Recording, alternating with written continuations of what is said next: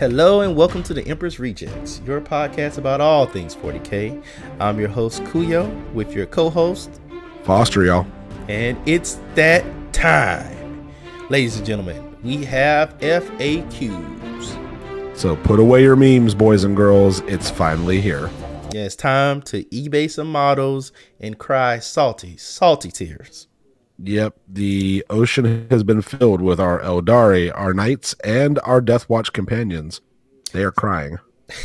So, in all seriousness, we're going to go over the big FAQ, the release notes, and we're going to talk about the rulebook FAQ, and maybe in a later episode, we'll go into individual codexes and see how things change. But let's start with the big news that we have right now. There's some really core changes to the rule book, especially things like wobbly models. Yep. Something I never thought that we would really have to clarify for people, but apparently it's been such an issue that GW warranted it needed to have its section revamped in the big FAQ. Well, actually, I have seen this where a player would be like, okay, well, my model is on top of this area, even though he can't physically fit there, but there's enough space. So, I mean, it's not unthinkable that they needed to put an FAQ to here. So I actually think this is going to change the game a lot for some people's tournament play. And I'm kind of hoping so, because I did just say I can't believe they had to do this, but I have heard stories of people where they'll literally say, oh, well, I'm going to turn my flying jet bike or my smash captain on the side, lodge it between these two things, and he's on the side of the building fighting with you now.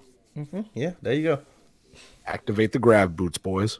So, hey, just think about it in terms of a cat. If it fits, it sits. It sits. Yeah. But another one that was a little bit weird for me, the edge of the battlefield. I actually think this was a bad update because it's going to actually hurt flyers and stuff like that because they kind of naturally hang over the sides of the battlefield even though their base is firmly on the field. See, and I disagree. I think this is a fantastic change. I'm tired of seeing lists where there's practically nothing but flyers, or there are a great number of flyers on the opposing side of the field. Mainly because, I play knights occasionally, and one of the big things I've been told is that I don't like fighting knights because I have to bring a very specific list to fight them. And I feel the same exact way for flyers. So, in this instance, I think it's a good change. Well, we can get into your hate of Eldar flyers later because they already got nerfed, so you're not even going to have to worry about them. I hate all flyers. If Russ intended me to fly, he would have given me wings, Kuyo. Okay, apparently. Silly Russ. They got rid of all that fluff, didn't they? Yes, they did. Now you got Smash Captain, freaking Wolf Guard, Wolf Battle Leaders, whatever. We don't fly. We fall with style. Okay, nice. So this was one that I wasn't aware of until recently. They make this FAQ saying units cannot declare a charge during the same turn that they disembark from a destroyed transport. And it's hilarious what people were doing with this. Apparently, there was a subsection of Chaos players that were running Combi Plasma on their Rhinos and advancing with going out. They were moving with their vehicles, shooting their Combi Plasma in the shooting phase at targets that had -1 to hit or whatnot, and overcharging it, hoping that their Rhino would blow up so that their unit would get an extra 3 inches once they disembark and be able to charge easier from vehicles. Now, I'm going to say this, and this may be an unpopular opinion, but simply because Chaos was doing it, I think this is a good thing. What more Chaos thing is there than I need to get to you quicker, let me blow up my own boat to propel me slightly faster? I guess it is, what's the word? Thematic. Blood God. It's thematic to see a vehicle blow up and then melee units shoot out of it towards like the enemy. Yeah. But I just imagine Karn doing this, driving forward as quickly as possible, yelling out, "Get me closer," so I can hit them with my axe. Oh, well, now that can only happen in your dreams because GW said no. In all fairness, it was already only happening in my dreams. So, And next, the FAQ you've been waiting for. I actually think you were complaining about this last weekend when we were playing about the whole, oh, my unit can fly, but he can't charge, blah blah blah blah blah. yeah, I always hated that. The whole thing about flyers was, hey, I can't move past you because you're flying so low, but you're above me still, so you can go over me. Well, I always thought it was silly. I can't charge over screens. Well, welcome back. Meat's back on the table, boys. Yeah, you wanna go into details on what the FAQ is about? Essentially now, you can go ahead and in the charge phase, you still treat terrain as you would normally. So you still can't do your jump pack captain on the very top of a building, parachute dive bombing onto things below him, but you can charge over screens. And I think that's pretty awesome.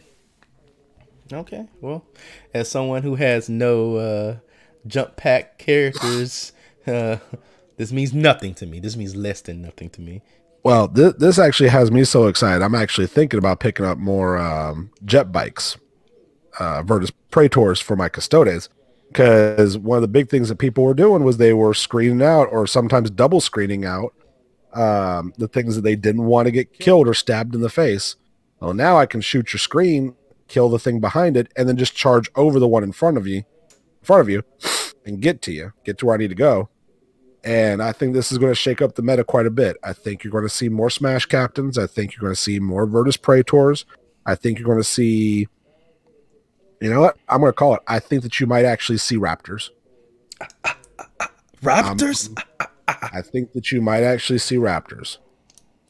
Now, when I'm inevitably wrong, I never said this. Okay, yeah. People, please don't judge him on saying this craziness. I don't know. I think that somebody out there is going to make a Raptor list and you'll see it in a tournament. Will it do well? I don't know. I'm just saying that somebody will do it. You got Huron, the World Breaker. Well, we won't talk about Huron. No, that's the wrong guy.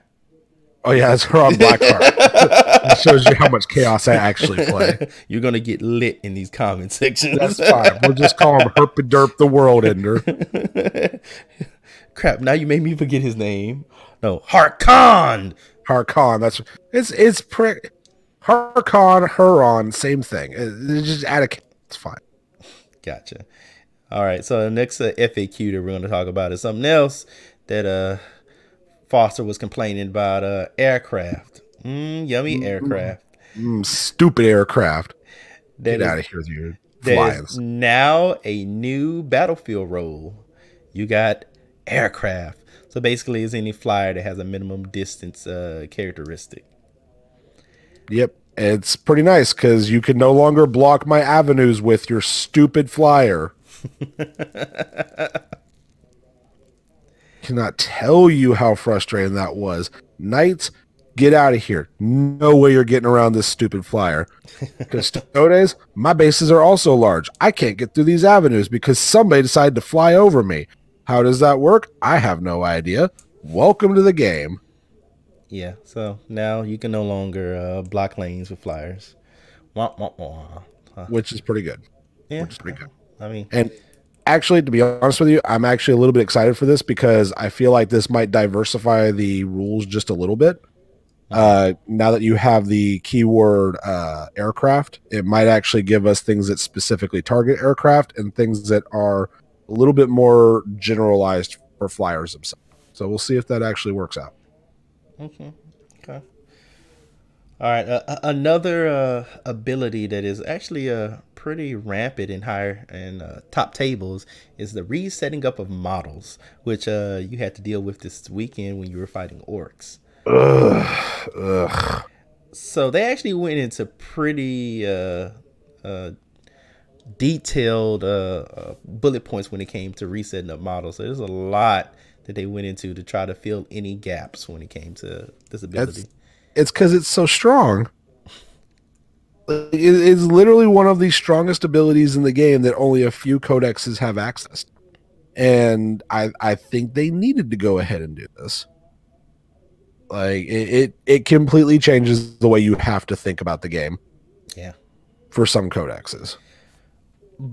But I mean, I would say most of this is a buff to it, like specifying that, oh, if you teleport off the field and come back, it doesn't count if you falling back. You know, your buffs on models still apply. Yeah. I would say that. I mean, at least now they do say that it counts as an actual move. So there's no more of this, well, I was just setting them here. Mm-hmm. It's not a move thing. It's redeploy.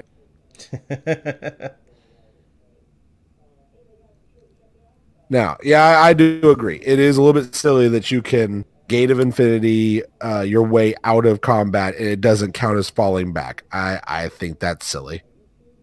As a primarily melee playing guy as of late, if I got to you, I think that I should reap some benefits for that. You shouldn't then be able to just go whoop, whoop, whoop, whoop, whoop, and get away and then shoot me. Well, they're using the power of mind bullets to mind bullet themselves to another part of the field. Then they should shoot themselves. Well, you cannot defeat mind bullets. Obviously. Oh, wait. GW already did that.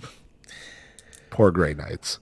Oh, Grey Knights. Just wait for the Grey Knights Codex 2. It's happening. I'm calling it. Oh, let's see.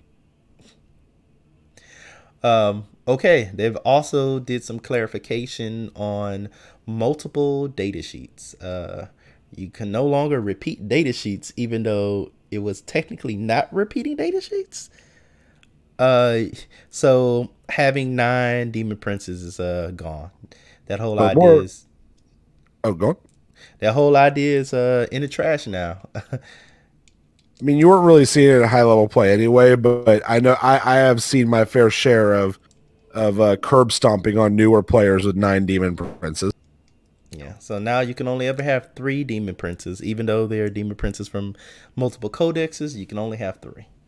But more importantly, Gene Stealer cults can no longer ally in an infinite amount or near infinite amount of heavy weapons.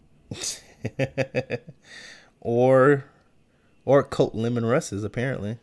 Yeah, anything that takes things away from Gene Stealer cults, I'm okay. They make me the saddest panda. Now, I will say this, and I personally never really saw this. I don't think you would ever really see somebody going, oh, I've got my 3 Cadian heavy weapon squads, 3 Death Corps heavy weapon squads, 3 Elysian heavy weapon squads. I don't think you'd ever see that. Yeah. But, at that point, that's a bit gratuitous. Yeah. So maybe you're paying a lot of points for minimal feedback. There may be a player somewhere who read the FAQ right now and is just throwing his models in the trash. I bought all these las cannons. All 18 of his 27 of his las cannons he can't use now. Can you imagine that? How each of those boxes is $40. You'd have to buy 9 boxes to get there. I might have that many heavy weapon squads. I don't know. Well, I got a problem. We've talked about this on this channel before. You got problems. I also have. I definitely have at least 15 Chimera. Like that might be a understatement. Boy, you need plastic Jesus. Maybe wait for the Emperor to come out. I'll buy that model. Everybody will. Now, go ahead. Here's the next one though, the big one for me, because I was actually building a list based around this. Mm-hmm. Now I can't. Well, I can, but I won't. The new beta bolter discipline is no longer beta bolter discipline. It is official now. It is set in stone, people. We have better bolters for some. The big change that they did was that no longer do vehicles benefit from bolter discipline, which is baffling to me. I have a feeling that they did as a preemptive nerf or the Crusader that no one was taking. And you got to understand, I've been working for a while now on a Space Wolves list. I've been painting them up. I've been theory crafting it, and it involved 2 Land Raider Crusaders. And I saw this, and I was like, why? What did Space Wolves ever do to you, Games Workshop? Yeah, I was like, oh, my Storm Raven is gonna be boss. Oh nope, it's just gonna collect more dust. Never mind. Yeah, there is a lot of these FAQs I'm looking at, and I say I understand. This is one of those that I do not understand. I truly do not. And if you're going to try and tell me right now that it's because the Hurricane Bolter was better than anticipated, how many things theoretically have it that would be a big issue? They're bolt shots. Yeah. I want that to sink in. They're bolt shots. They don't do much except for clear chaff. And they also which is something Marines don't have a problem with. They also had to put a small note. No, we're not going to give it to Adeptus Custodes or Adeptus Sororitas. They don't need it. Well, and that is another thing that really kind of frustrates me is as a Custodes player, I would love to be able to have this. You would be broken. I would not be your broken. jet bike captain would be sitting away 24 inches unloading onto people, and there's nothing you can do about it. It sounds glorious and what the Emperor wanted. That would be stupid dumb. I will remember this when I look at other bikes that can put out similar amounts of firepower. Well, not with a 2-up, 4-up, a 2-up, 3-up, 7 wounds. Well, maybe they should get better. Well, this was only to make Space Marines better, which they need to help. No, and I understand that. Yeah, and I completely agree. It would be ridiculous if out of nowhere I could literally just sit on a point with my 9-man Warden squad and always be pumping out 18 strength 4 -1 2 damage shots. That would be silly. But I also think, as I said earlier, it is a bad move to take it away from vehicles. Yeah, you are not going to convince me that they were out of nowhere, because they got double shots at all times, that they just became so much more powerful. True. You're not. It's not a thing. Well, I think what it is that some people complained about it, and GW was like, we don't want to put too much out there at one time. Well, speaking of something that I know people were complaining about, the Death Watch and their special issue ammunition. Yes. Now, for me, this isn't such a big issue. For those of y'all who haven't read it, Death Watch, if they are using special issue ammunition, they cannot benefit from Bolter Discipline. I've only played 1 or 2 Death Watch players. And every time I played them with their super squad, their super vet squads, they've always wanted to get closer to me anyway, so they can use the auto-hitting frag cannon version of things. Because you can't charge them. I learned that firsthand. They will kill you. I literally, not this last tournament that we went to, but the one before, lost a Dawn Eagle jet bike captain with a 3-up invuln save to frag cannon Overwatch. You literally cannot Overwatch them. I mean, you cannot charge them unless you have something that stops Overwatch. So they want to be close to you. That's not a big deal, but I'm guessing somewhere, somehow, somebody was just like, oh, I'm holding objectives and unleashing hell with the special issue ammunition. Yeah. So I personally think this is a good change. If you are bunkering down into an area and firing out, what is it? I think the traditional squad has 5 guys with it, right? I believe so. So 20 special issue ammunition shots a turn. Yeah, come on. You knew something was coming.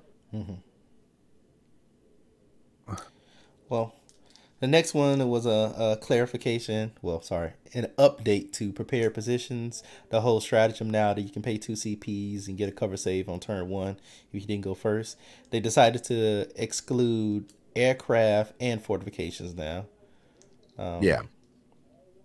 Which makes sense. Yeah, so Titanic units, aircraft, fortifications, or flyers can't get the +1 to cover saves. Yeah. Well, flyer battlefield roll. So I think it's that detachment for flyers. Because that would out of nowhere, again, if it was all flyers, your Smash Captain can no longer benefit from it.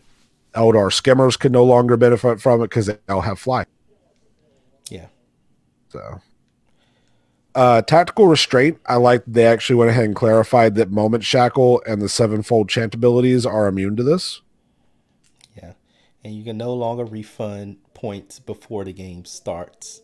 Yes, which is a big thing. I think it's really good. Yeah, it was kind of being abused by some players. So yeah, there we go. Yep. Want to talk on tactical reserves? Actually, somehow I'm gonna let you talk about this because somehow I completely overlooked this one. Okay. And I don't know how that happened. So now it's at least half the total number of units in your army must be set up on the field, and combined points value of all the units set up on the battlefield during deployment, including the ones embarked on transports and set up on the battlefield, must be at least half of your army's total points. So basically, it's just half the number of units and half the points has to be on the field. So it's essentially the same thing. They just took out the power level portion. Yeah, which makes sense because no one played with power level. Well, sorry, let me take that back. If you were playing points, you didn't pay attention to your power level, so it was irrelevant to you. Yeah, I've always wondered about that because, like you just said, if you're playing competitive or match play, you're looking at points, not power levels. So it'll always seem a little bit silly because your traditional competitive player is looking to maximize effect with minimum points investment. Mm-hmm. So it'd be a little bit silly that it's like, oh yeah, but this unit is 32 power level. Well, how many points did you spend on? Well, only about 300. That doesn't make any sense. Or 400, I should say. Because I think that's how it is, if I remember correctly, with my Wardens. Is I only spend about 400, 450 points on them, but I think they're like power level like 32 or 35 or something like that. Mm-hmm. So I don't remember off the top of my head, but yeah, it's a pretty big jump. Yeah. And then they actually do a lot of revisions to units setting up on the field. Anything about this talks to you? No, not really. It just brings back bad memories of Strike from the Shadows being nerfed into the ground. It was broken. Okay. It was not broken. It was beautiful once. And then GW snapped their fingers. Lols. Well, and then we get to the point where they massacred my boy. So the probably most talked about FAQ, what everyone was waiting for, was the changes to the Imperial Knight Codex, mainly for the Castellan. Yeah. They butchered our boy Kuyo. So now rotate iron shields, a maximum of a 4+. So no more will you be fighting a T8 model with 20-something wounds with a 3-up invul save. Now, I actually think this is a good change. Mm-hmm. I think this is fair and balanced. Because too often did you hear about the guy that pumped his entire army's worth of shooting into it to just have them bounce off of the 3-up invul save. Yeah, it's still very strong. It's still very powerful. It's still going to rock tables. It's just not going to be as dominant as it used to be. This actually makes me want to completely change my list because I always made it so that, I should be able to take down a Castellan turn 1. I needed enough firepower from that. So I'm going to be making some changes because now I shouldn't have to worry about that. See, and this, oddly enough, in my Custodes list changes nothing, to be honest with you. I always killed them in close combat where they never got to rotate. Or hide in your little buildings. Oh, yes. Or I hide from them because they can't go anywhere, which is hilarious.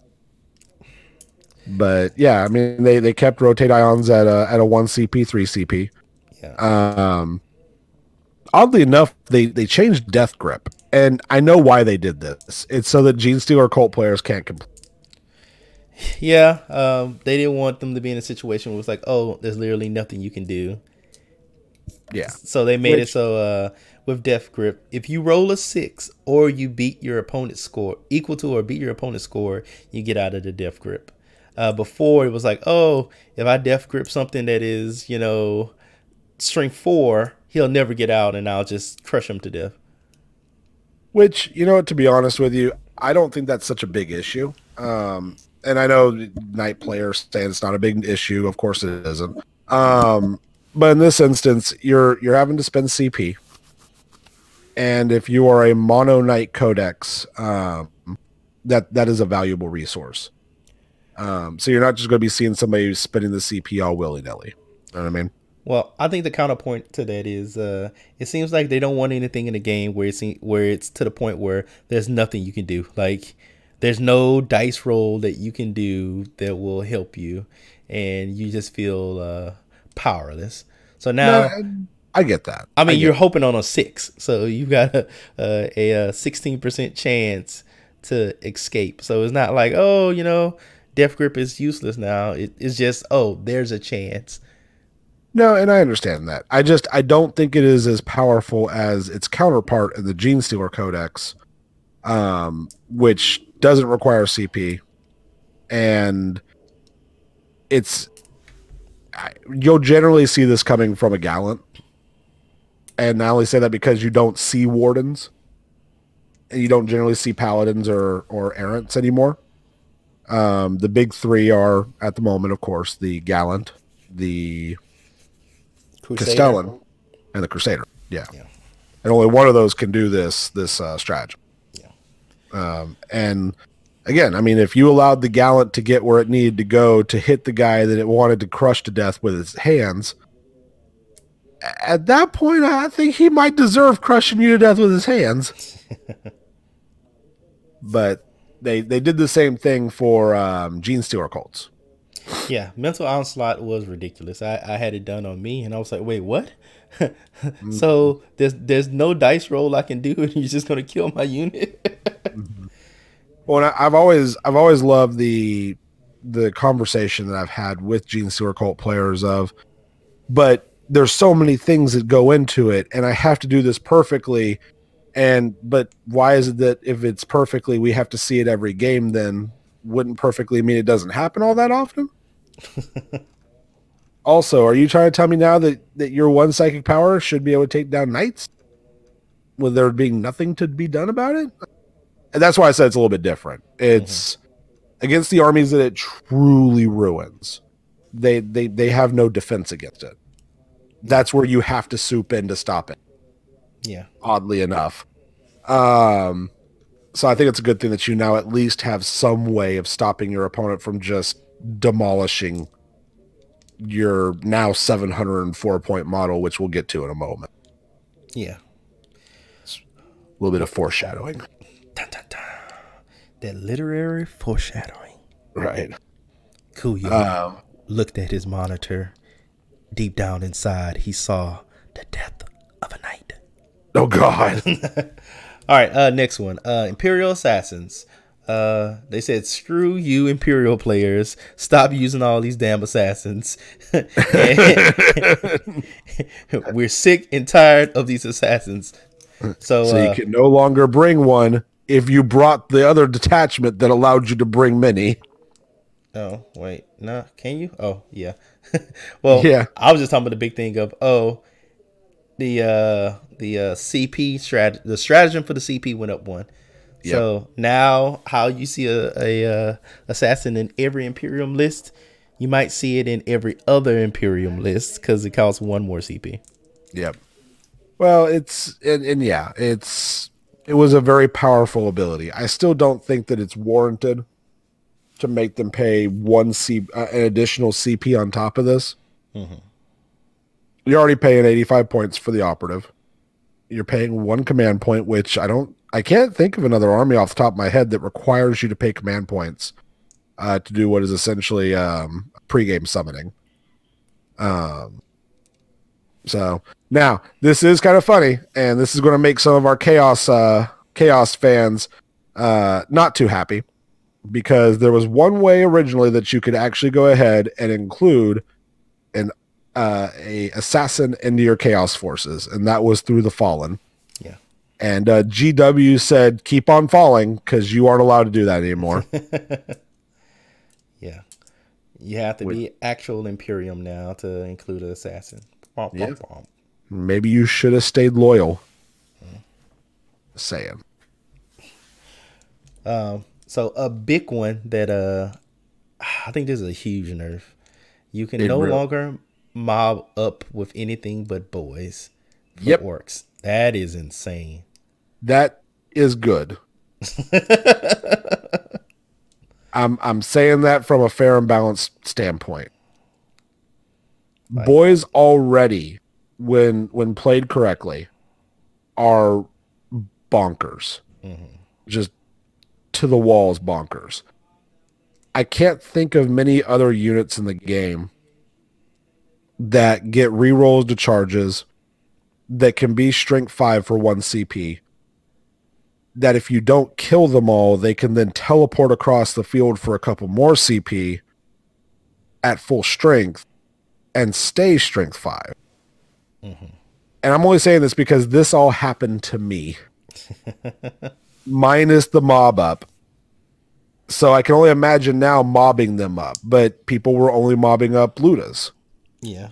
They're making a Luda Death Star. Yeah. Which, in all fairness, I will say this, and we're going to go over this a little bit more later down the line, but I think the GW hit Luda's right in the teeth here. Yeah.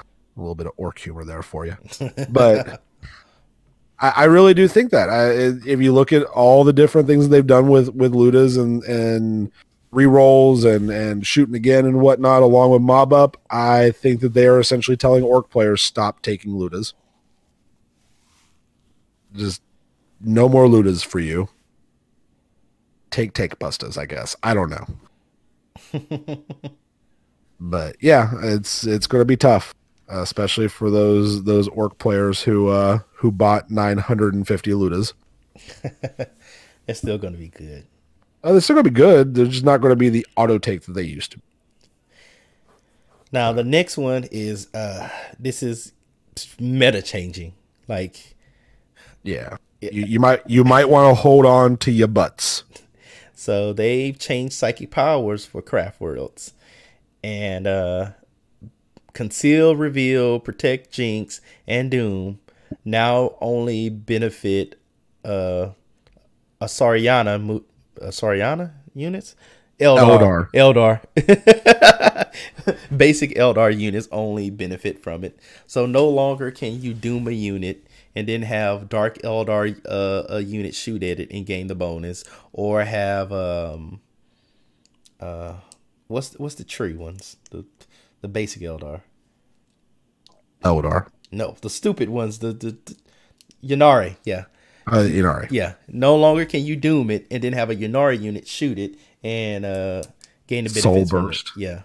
Yeah. So now it's just basic Eldar benefit from it. Wait, Kuyo, do you hear that? What's that? That's the relieved sighs of thousands of players who don't play elves. Yeah, this is a good change. It's going to go ahead and benefit. Now, we're going to have to see how this all plays out with the changes to Ynnari themselves as well. Yeah. Because we will be getting that this upcoming month, or tomorrow, I guess, if it's out. So we're going to have to see how our Eldar brethren fare. It's a little Freudian slip there. Damn. But to be honest with you, Eldar have seen nerf after nerf after nerf, and yet somehow they are always on a top table. I think you and I were talking about this a couple weeks ago, where for some players, they can essentially, with the Eldar Codex, just take a dart to a dartboard with data sheets, throw it, and hit any of them, and they'll be able to make something good out of Eldar. So they got so many tricks up their sleeve. It's a very deep codex. As long as you understand your codex, you will be just fine. Yeah. So we'll see how they fare out. It's definitely going to shake things up. Maybe we'll just see pure Eldar lists with no Dark Eldar or no Yannari. Which will be good for people who care about fluff. Because again, out of nowhere, you got Eldar and Dark Eldar going, brother, I'm back. And yeah, and seeing how much Dark Eldar despise psychic abilities is kind of weird for them to be like, okay. Hey, bro, I know Slanesh is out there, but like that Jinx is pretty bomb, right? Yep, it helps. All right, and then the one that made this Castellan that I was gonna put on eBay, it's gonna be sitting there forever now. They decided to increase the points value of the Castellan by 100 points. Yep, which I knew a points increase was coming. I was telling myself it wasn't, but I knew it was coming.